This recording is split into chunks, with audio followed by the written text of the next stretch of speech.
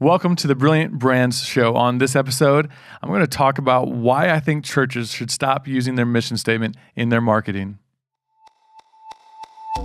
Welcome to the Brilliant Brands Show. I'm Justin Keller, former accidental marketer and creative director, turned church branding expert and entrepreneur. Each episode, I'm unpacking the strategies that I've used to help churches all across America make their story, their brand visuals, and their marketing so brilliantly clear that it's impossible to ignore them. And now, it's your turn. I hope you're ready to challenge the way you see things, rebel against complacency, comfort, and conformity, and find your untold brilliance. Now, let the show begin.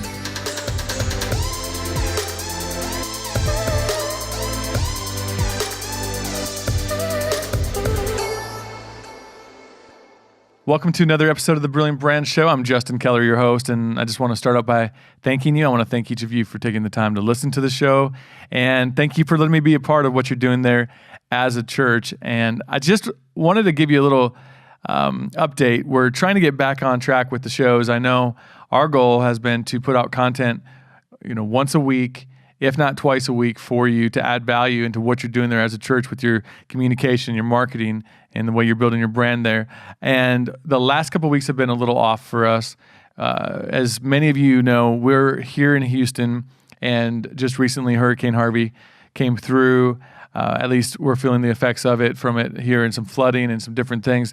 And so we've been a little off on our schedule, but one of the things and the reasons why is, there's times that you have to just choose the more important over the important. And as a business, as a small business, that is, I made that decision for us recently, about a week ago or so. I decided, hey, let's focus on the client work, and then let's focus on doing something, using what we can do as a company to help make a difference right now in this time. And so we launched a website called relieflist.com. You can check that out. It's a website that basically people can submit a need that they have based on different categories, list kind of where they're at with their zip code, and then people who weren't impacted, like myself. I mean, I was 3 houses from being somebody who had the needs, but people like myself that were more fortunate can go and find needs to meet based on categories and zip codes. And so, it's, for us, it was just a decision that let's focus on that. The content for the show can wait. And so thank you for understanding, and we're getting back at it here. I think we're going to be putting this one out on a Wednesday instead of a Tuesday like we would, but either way, we're getting back at it, and I know you understand that that was more important for us to take care of that probably than putting out this content. But we're back at it, and I'm actually really excited for this episode here. So this episode, I'm calling it Mission Statements Don't Belong in Marketing. Now, when I mention that and I start putting down almost a mission statement, I know your guard goes up for some of you. But we're going to get into this. I'm going to talk about what I mean by that, because rule number 5 out of the 10 rules for building a brilliant brand out of my book, Rebel Brands, the rule number 5 states, keep the mission, ditch the statement. And so when I'm talking about why mission statements don't belong in your marketing, I'm not telling you that your purpose doesn't matter at all. I'm not telling you that your mission that you have, the drive that you have, why you're doing what you're doing doesn't matter at all. And we're going to get into that, because what I'm really getting at is there's a possibility that by communicating and using your mission statement as an external marketing voice in any way, it could be potentially making it harder for people to connect quicker to your purpose, and to grasp that purpose quicker and make it their purpose too. And so this is what we're going to talk about in this episode. Again, if you want to get the book Rebel Brands, it's at rebelbrandsbook.com. But you can also get it for free by doing what a few of you have already done, and I'm excited about this. But you can go submit a question at circle50.com/Q, the letter N and A. Now, if you submit a question, you leave me the message, you will get a free digital copy of Rebel Brands book. And so I'm excited. There's a few of you that have been doing that, and I'm going to answer those questions on some future episodes here, but you'll get your free copy of the book. So that's one way around paying for the book. But for those of you who want to help support the book. I appreciate it. Go to rebelbrandsbook.com and grab that. But let's talk about this episode here, again, called Mission Statements Don't Belong in Marketing. And I think this episode might get a little uncomfortable for some of you. For some of you who this is the only way that you've been taught, this is the only way that you know to do it, it might feel a little uncomfortable. And I think for the other side here of people, it's going to be liberating to say, yeah, I think somebody finally gets it. Somebody's saying what I've been trying to communicate. And I hope there's both sides. I do. I want it to be uncomfortable. But I think that for both sides, whether you're on board or it's uncomfortable, all I'm asking is that you hear me out and that you be open to challenging your thinking here today as you're listening to this, because I believe that your purpose matters, your mission that you have as a church matters, and we should be doing whatever we can to make sure that nothing gets in the way from being as effective as possible. And that's what's driving everything that I'm doing here. So when I'm talking about potentially ditching your mission statement, I'm not trying to tell you that what you're doing is wrong. I'm on your side as a local church, trying to make the greatest impact possible that you have there. I want you to be as effective as possible. And these are things that I'm seeing firsthand by working with churches side by side be more effective when we apply some of these things that are inside of this book, inside of these episodes. And so that's my heart for this episode, is that it challenges you to be more effective, that it doesn't make you feel like you're not doing it right. It sparks something new and fresh in you that engages your people like never before, hopefully. So let's talk about something here, though. Mission statements, all right? So we're talking as a team, even internally here a little bit, about the idea of if I tell you to ditch your mission statement, like rule number 5 is keep that mission but ditch the statement. When I say that, what's tough and why I understand that it is hard for some to get it right away is that it goes against what's even in textbooks. It goes against everything that we've been really told and shown. And so it is a new way of thinking for us. You know, even myself, when I started my business and I wasn't inside of a church anymore on staff, the first thing I was doing was working with a lot of churches, helping them craft that perfect mission statement, you know, and we all know the formula. When you start a business or you start a church, one of the things that we're taught are you got to have the perfect mission statement. Not that it has to be perfect, but you got to have a mission statement. And then you just state those values that you have, come up with a list of 7 to 10, and boom, now you're ready to communicate to people and engage them in what you're doing as a church. But I don't really believe that is the most effective way, nor is it always necessary. One, I really do believe that your purpose is great without that mission statement, and your purpose is going to be experienced by the way you live, by the actions that you have as a church, the experiences that you create, more than they are by the words on a piece of paper. And that's really what I want you to walk away with from this episode, is our purpose is bigger than a written statement, and it is what we live out. And so that should be contagious more than it has to be spoken. And I want it to be contagious through our actions. And so I just want to throw out the thought, though, instead of just telling you, that everyth's wrong about a mission statement, which is not what I'm saying. What I want to do is just throw out a couple questions that I asked myself. And the process for me went like this. I was helping a lot of churches, helping businesses come up with their mission statements, but I started asking myself a few questions. And the first one would be this, and does that mission statement really define you as an organization in a way that quickly and clearly communicates the value that it adds to your audience's life and even your staff and your congregation? Okay, that's the first one. And then number 2, does that mission statement really define you in a way that quickly and clearly differentiates you from other churches? Now, the answer to that and those 2 questions, in most cases, I'm not saying every single time, but in most cases, the answer to that would be that your mission statements don't define or defend your uniqueness. Okay? So your mission statements typically don't define or defend your uniqueness. Let's just look at some and talk about why I'm mentioning this. So I pulled a few different churches. I'm not going to tell you what churches to protect the innocent and the guilty sometimes. No, I don't want to tell you which churches, but you don't need to know which ones for this example to work here. So I'm going to read you maybe 6 or 7 mission statements, and let's look for some differences. Helping friends become devoted followers of Jesus. Next one, different church, exist to bring the life-giving message of Jesus to the people of, and then insert their city. The next one, to reach the people with the life-giving message of Jesus so they can become fully devoted followers of Christ. And then the next one, we exist to connect people to Jesus and each other. Then the next one, we exist to introduce everyone to Jesus and teach them to follow him. Next one, love God, love each other, love the world. All right, so with those, 3, 6, 7, 8 different mission statements that I read to you, it kind of backs up my point where the question was, does this really define in a way that quickly and clearly communicates the value that it adds to your audience's life? And, talking about we're going to help you become a follower of Jesus, I just wonder if that can quickly and clearly communicates the value to your audience. We're here to introduce you to Jesus and teach you to follow him. We're here so we can love God, love each other, and love the world. Does that really talk about the value that you're adding to my life personally? I'm just asking. And does it differentiate you? Definitely does not differentiate, because every single one of these churches in just this small little pool have a similar mission statement.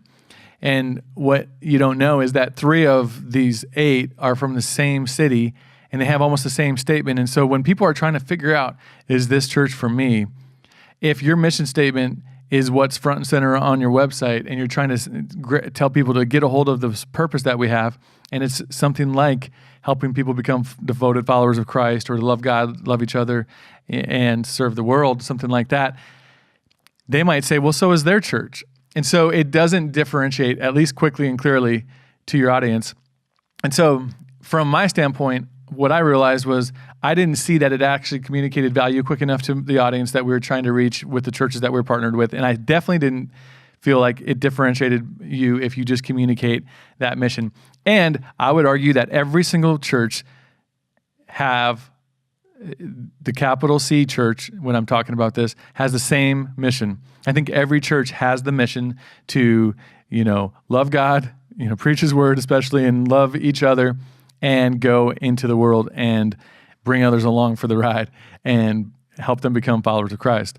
However you want to say that, you can change the framing, the messaging of it a little bit, but the structure of what we're called to do as a capital C church, I believe every church has the same mission. Now, what I would argue, though, is that it's the way you live it out is unique. The way that you execute that is unique. Each personality that's part of your church creates a unique experience. Each leader creates that unique experience. And so I think we can capture that and communicate that and connect that better to people that would say, that's like me. They're like me. So I want to talk about some big brands, though, because I don't want to I'm just laying a foundation here for what mission statements are. And I would throw out this thought that as a church and as a big brand, when we use mission statements, a lot of mission statements are typically very expected. They state the expected. For instance, if you are a church, should I not expect that you love God, that you love people, and that you want to change the world? Is that not something I should expect? I'm just asking. Because it's similar to what restaurants like Darden Restaurants, I'm going to read you their mission statement.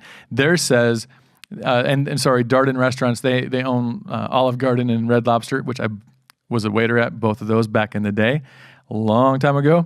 But their mission statement is to nourish and delight everyone we serve. Okay, isn't that expected? As a restaurant, I'm not going to go to one where I'm not nourished, where I don't get my belly fed, and where I'm not delighted and they serve me poorly. I'm not going to choose that. I expect that a restaurant is going to nourish and delight me. Anadarko, it's a Fortune 100 company, and theirs is really lengthy, which also lines up with another reason with most mission statements that they're not remembered by the staff. Theirs says to deliver a competitive and sustainable rate of return for shareholders. Well, first of all, if I'm investing, that should be expected that this is going to happen.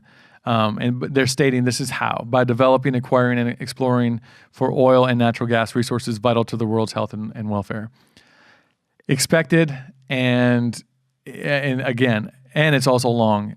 I guarantee you, if I was doing a meeting with that team, that not one person on that staff would probably be able to have that thing memorized. Not likely. And then Dole Food Company, everyone's very familiar with Dole Food. Theirs is committed to supplying the consumer and our customers with the finest, high-quality products and to lead the industry in nutrition and research and education. It's also lengthy, but I would also say that it's stating the expected. As a fruit, produce company, I don't expect that you're going to deliver low quality. So, and there's a lot of other companies that are doing high quality produce. So, and for each of these, I think when it comes to, that's my point, is that it doesn't differentiate you. Go back to Darden Restaurants, to nourish and delight. Well, what restaurant can't say, well, we also nourish and delight. So your goal with your marketing and your messaging isn't to blend in. So why communicate something that someone else is already communicating? Your goal with your messaging and your marketing is to find the uniqueness, find the thing that differentiates you, whatever that is. If it's just one thing, it's small, and build upon that big time. And by using your mission statement front and center in your marketing messaging, it does not capture that if it's generic and expected. And so that's a filter for you to run through your mission statement right now. Is this sort of generic and expected? Is this something I probably will find on the website, on another church website inside of my city? We're not in competition with each other, but I do believe that our goal as churches, as individual churches, should be to find as many people as possible that are going to connect with our unique purpose and the way that we accomplish this together as possible. And so that's why it's worth being as effective as possible. So the first thing I want to talk about, though, with mission statements is, does your mission statement still have a place? I think that's a great question that I've been asked many times is, if I'm not going to let you use it in your marketing, what place does the mission statement have? And I would say this, that if it lives anywhere, that it's going to need to be something internal only. But at the end of the day, I am still convinced that you can completely ditch it. There's so many great churches that we've worked with that we've just ditched it. They've been afraid to, because it's what they've used to communicate all the time. But I'm going to talk about what we replaced it with a little bit later, just coming up here. But if it lives anywhere, it should live internally, and I'm going to go into that a little bit further as well. So first thing I just wanted to mention was, does it have a place if you have a mission statement? Yes, internally. The second thing is, what's the alternative to communicate? I don't want to just leave you saying don't communicate your mission statement. Let's talk about what's the alternative. Well, the first thing, your brand promises. Your brand promises, and it's the unique way that you live out your purpose. And that is based on what you've always delivered on, the promise that you've made and always kept. That's based on what is alive right now, the promises that you make and keep right now, and then what you've put in place to protect those. And I talked about this in an earlier episode, and there's more inside the book. I would really encourage you to get the book, just because we do talk a lot about what brand promises are versus building on typical mission, vision, values. And that filter becomes, the brand promises, the 2 or 3 become a filter for you with everything you communicate. So that's the first alternative. And it communicates typically the heart and the action of the brand. You'll typically find in our framework that it's going to capture the heart and the action. So the next thing would be, and I'm not going to go into brand promises a lot right now, because that's not what this episode is about. What I do want to focus on next is what this episode is about. Brand promises are something that this is the framework that we walk you through. This isn't something you just make up. This is something we have to extract and find. What has lived, what's alive, and then what do we put in place to protect that moving forward. So there's more to it. Even find out more about that at brilliantbrands.com. But what I want to focus on is something that, even if you don't make that switch, this is something that you could do without me. And so it's part of the framework too. So the brand promises, and the next part would be your slogan. The slogan is the hero. And I talk about that inside the book some more, but I really believe that for your marketing, the slogan is the hero. And here's why. If we just look at big brands, I told you probably in episode 1 or 2 when we got started with this show that I am not going to flood you with examples of churches. I'm going to talk about big brands and what they're doing. And let's look at a big brand, Nike. Just that brand alone, it's a good example of, they actually have a mission statement, but what do they build their marketing on? Their slogan. Their mission statement is to bring inspiration and innovation to every athlete in the world. Their slogan is what? Just do it. Okay? I love their mission statement. There's a lot of heart behind that, but that doesn't engage that audience quickly. If they said, hey, we're here to bring inspiration and innovation to every athlete, I might say, what does that mean for me? But by just capturing the power of like what they're empowering you to do, just do it. No matter who you are an athlete. That's what the tone of their mission statement is. That's what that captures in that slogan. Home Depot, same thing. They have an original mission statement and then a new one. The original one was one-stop shopping for the do-it-yourselfer. Can you imagine if they used that mission statement for their marketing? We're the one-stop shop for the do-it-yourselfer. Well, first of all, I just about butchered that as I'm trying to spit it back out. But I think the other thing about that is that it does not set them apart. You could easily be another store competitor like a Lowe's or another store, depending on what part of the country you're in, and say, well, we're also just a one-stop shop for the do-it-yourselfer. Even their new one, to create a company that would keep alive the values that were important to us, values like respect among all people, excellent customer service, and giving back to communities and society.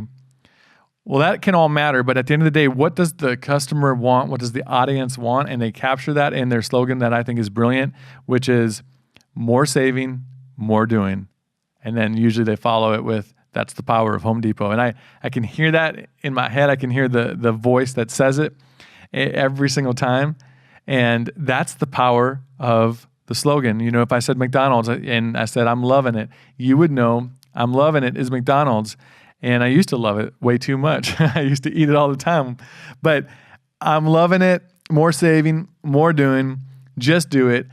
That's my example that each of these companies have a mission statement, but I talked to you about the goal is that what we communicate isn't internal messaging. It speaks to our audience and connects to them quickly and clearly. So this still captures the purpose, just do it, still captures that purpose they have to be inspirational and innovation and bring innovation to every athlete. More saving, more doing, that still talks to the goal for Home Depot as that one-stop shop for the do-it-yourselfer. They're just actually telling you how now, and you're going to save more and you're going to be able to do more, which I love. Theirs is one of my favorite. And then McDonald's. I mean, one of the things that I love about what they did is they actually ditched the mission statement, and you can go to their corporate website and see it's called Our Ambition. When we work with organizations, churches, and businesses, we have them say our promises. We go that extreme. But Our Ambition is fantastic, and they talk about good food, good people, good neighbor, and they break those down, and it's fantastic how they do that. I'm going to put the link to that in the show notes, but that slogan, I'm loving it, we all remember it. So you can see that these mission statements are present for these companies, but they weren't easy for any of us to know and identify right away. None of you would have probably told me what Nike's mission statement was unless you had gone through their website and really torn it apart to find it. So the mission statement, if you keep it, it should be an internal thing. It is not your external marketing message. One of the things that I want to talk about as we're talking about slogans, and I think this is really important, is that with the slogan, you can capture so much of the brand in that with so few words, and it becomes really powerful because it's going to communicate your purpose every single time in a different way. But what's really tough about the slogan, and this is what I think many of us struggle with, is many organizations get bored just communicating the same thing over and over and over again. But if you look at the big brands, and that's why I want us to learn from these big brands and the way they market and communicate. If you look at the big brands, they're repetitive. They don't ditch that statement at the end, that slogan. It's connected to new ways of communicating their commercials or whatever they're putting out for their marketing.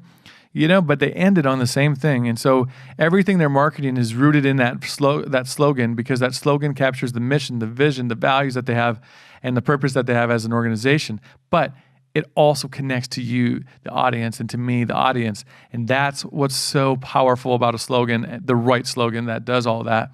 And so that's why you can't get bored with it. You can repurpose a lot of content around it, but it should all be centered on that slogan. If that slogan is actually capturing the vision and purpose that you have and the values that exist inside of your organization. And so don't get bored with it. That one-liner, if you get bored with that slogan, if you're using that, by the time you're bored of it, I feel like people just start remembering it and recognizing it. Boredom actually ends up just diminishing the effectiveness. And instead, your slogan needs to be something that you don't get bored of. You can stand. It stands the test of time. It outlives, trends, and it really speaks to who you are at the core, no matter what season you're in as an organization. A good example of one that we did with the church, and I just want to put this out there so you can go check it out and see sort of what we're talking about when we make the language simple, but we capture the essence of the brand and the church inside of it. And that's Champion Center out in Seattle. We'll put the link in the show notes as well for this. But Pastor Kevin Gerald and the team, we walked them through the Brilliant Brands process, about 2 years ago now. But within 6 to 9 months of taking their current mission statement that they had, their list of a lot of different values, and summing it up in brand promises, I think 3 for them, and then the slogan, Move Life Forward. It's engaging people like never before. In 6 to 9 months, you could see thousands of posts on Instagram using the hashtag Move Life Forward. And it wasn't just people at church saying, I'm worshiping today and moving life forward. No, it was people at a football game with their friends talking about relationships, moving life forward, because that's what it captured.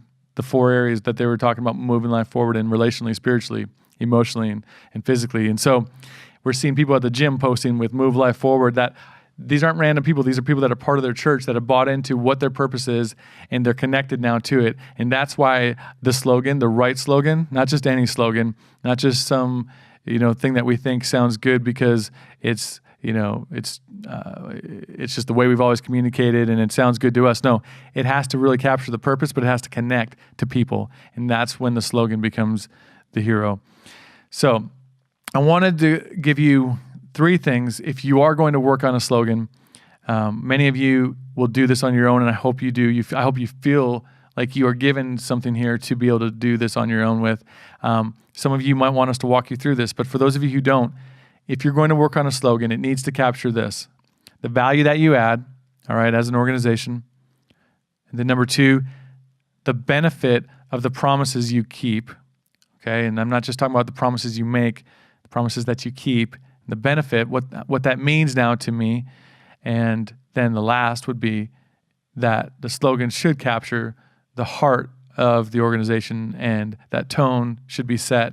That's that warm, emotional, positive, empowering tone.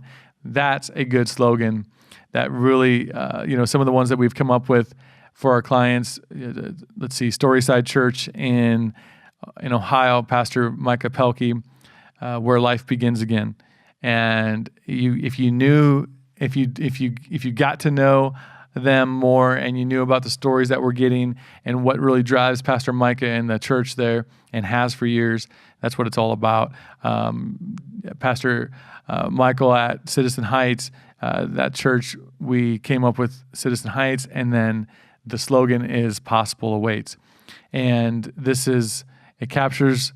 If you look at their website, I'll put the show notes, this in the show notes as well, but we use the brand promises on the About page, and I believe then we just lead right into the slogan, Possible Awaits, and everything is centered around that, about what God has for their life, for kids' lives, and so on. And so it becomes that lane for all marketing and something that people can easily remember and associate. So yes, are there other churches out there that are communicating hope? Yeah, but the goal is that you communicate in that slogan in a way that's unique, that is memorable. Because even when it comes to McDonald's, there's other restaurants that are doing some of the things that they're doing for sure, but they did find a slogan. They did find the words to use to capture that were unique to them, though, and that's the power of a great slogan. So the last closing challenge for this episode, and I just want to first thank you for those of you who are sticking it out, challenging your thinking, saying maybe it's worth rethinking how we're using our mission statement. Maybe it doesn't belong on front and center in our website. It belongs internally if you need that. But no matter what, I think it's worth rethinking using your mission statement, and maybe even thinking, do we need it at all? And if not, just feel free. Like, that's okay to let it go, because it takes more than that ink on a paper or just these verbal declarations to make your mission matter in the long run. And so in closing, for those of you who maybe would say right now, Justin, hey, help us figure out how to communicate what we're doing, our purpose, our mission, in a way that connects more clearly now to our audience.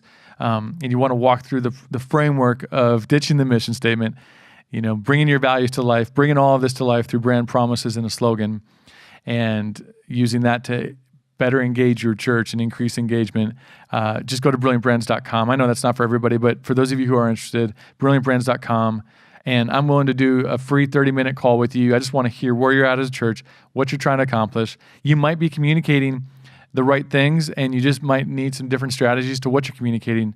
This is a no-obligation call. I just want to help you get started on the right path, and then potentially there's something that we're able to help you with. Great. We'll talk about that. But go to brilliantbrands.com and then just scroll down on the homepage and find the button there to take to have a 30-minute strategy call. So anyway, look, thank you for joining me on this episode. And I know that we've gotten through five rules that are challenging the way you're thinking, and I hope that they're helping you rebel against complacency. I hope that they're helping you rebel against conformity and comfort in your organization, and helping you just think different about what you're doing. And so I just appreciate those of you who have actually taken the time to subscribe. If you haven't subscribed to the show, so that you get that first thing in the morning on your phone when we launch a new episode. And then if you haven't, it would mean a lot if you'd go rate the show and review it. Your feedback's everything for me. And so stay connected on social media, @KellerThinks on Facebook, Twitter, and Instagram. And then feel free, send me a message personally. Send me an email, justin@justinkeller.com. And you can go ahead and let me know if it's good. That's great. If it's bad or just something that you think you can share with me to help me and those of the listeners that are part of the show, great. Send that my way. And so anyway, I hope you're enjoying these episodes. Hope you're being challenged and you're doing something about it. More importantly, that you're taking action and fighting for the untold brilliance that exists in your organization. So, all right, until next episode, make today great. Thank you for listening to today's episode. The Brilliant Brand Show is powered by Circle 50 Creative. You can learn more about how we help ministries solve critical ministry moments with the right message, brand visuals, and strategies at circle50.com.